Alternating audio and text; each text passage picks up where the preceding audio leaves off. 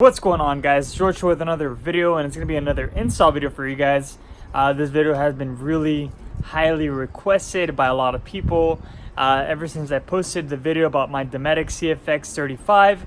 A lot of people have been asking me, George, are you going to be going with a dual battery setup, or are you going to be doing solar panels? So yeah, I'm going to be showing you guys exactly how I mounted these solar panels, what type of brackets I use, and even the hardware. As you can see, we do have a wire kind of dangling. I kind of started the install without you guys, but this is just going to make everything a lot easier, especially when it comes down to mounting.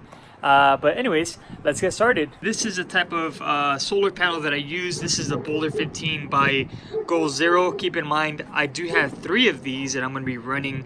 When it comes down to the brackets, these are homemade owl brackets. You can definitely make these from scratch. They do have this type of metal at your local hardware store, Lowe's, Home Depot, and then obviously your basic hardware to mount this to whatever rack you're using, whether it's a Prinzer rack, front runner rack, you name it. When it comes down to the mounting points of the Goal Zero to the rack, as you can see, it's pretty modular. You do have different mounting points either at the bottom or on the sides, and gives you that option to mount it wherever you want. So as you can see, I already did all the hard work. I did mount it to the top roof rack on my truck. A lot of stuff is wired already. And the best thing about this rack is that it's super modular. As you can see, you do have these entry points here where you can actually slide your hardware either front or back, and you can place a solar panel or whatever extra accessory you want to add. In this case, I did place the solar panels, and here we have 2 of them. Super slick, super slim. When it comes down to wiring, Goal Zero did a fantastic job of doing it so simple. As you can see here, we do have a daisy chain where you can have the out and the in.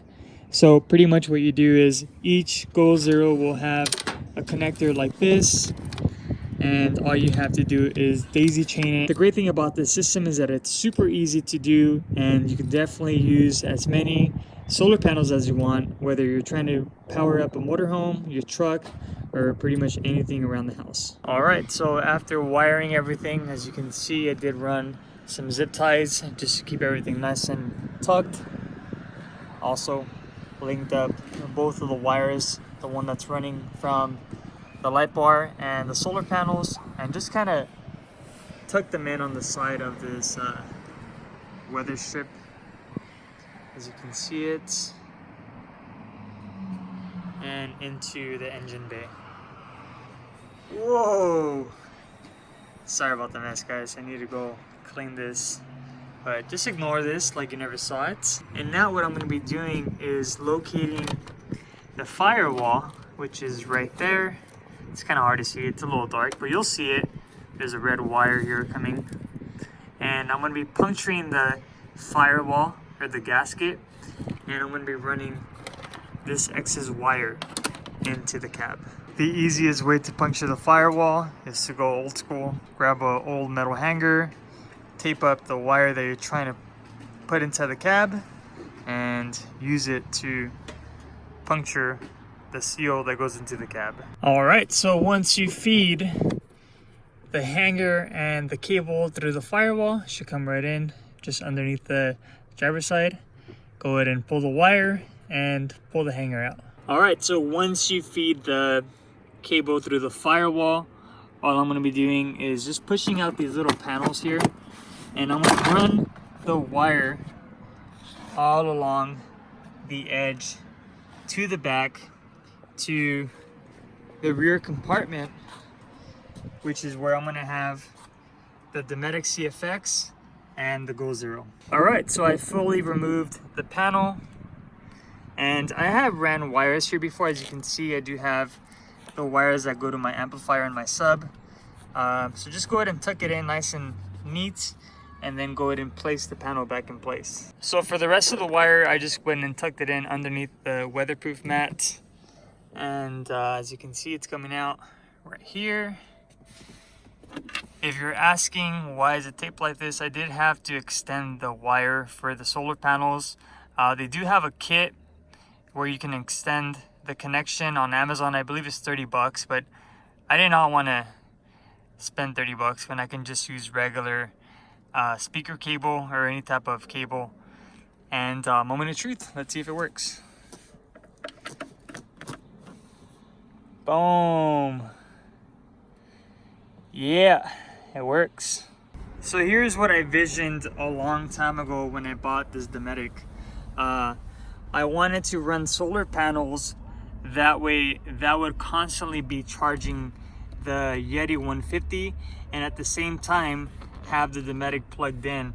I don't know if you guys know, but these Dometic fridges don't take a lot of power in order for them to work. So I think this could work. Obviously right now I'm only rocking 2 solar panels, and the reason why I did that is because I did want to have the third one as a portable solar panel, just in case we ever take the Jeep or we take whatever, my dad's car, whatever it is, we have the option of carrying another solar panel with us without having to fully remove them from my truck. All right, so that's pretty much it, guys. As you can see, it is charging and it is powering the Dometic. It is a little crappy and sloppy right now just because I have all the wires, but eventually I do plan on cleaning this up. And the best thing about it is that you can also run the DC 12 volt or 24 volt that goes here. In case your battery does decide to die and you're on the road, you can always hook it up to the AC that goes right there in the front. Like I said, this is what I envisioned way before I even did it. And obviously I did have the option of going with a dual battery setup, but the territory behind that, it's crazy. You do have to buy brackets, so wiring is a headache. I think this is a lot easier. And yeah, that's pretty much it. Big shout out to Marvin at Beyond Wraps for making those little custom brackets for me. Totally make my life easier. And yeah, I'll definitely keep you guys posted. Usually, even without the solar panels, we were getting about 8 to 9 hours of lifetime with this thing. That's constantly running the Dometic, so it works pretty good if you ask me. So I think now with the solar panels is definitely just gonna provide that extra little kick it needs to power it throughout the night and during the day. All right, and as always, thank you guys so much for watching. If you guys like this type of content, do me a favor, share, like, and subscribe, and I'll catch you guys in the next video. Peace.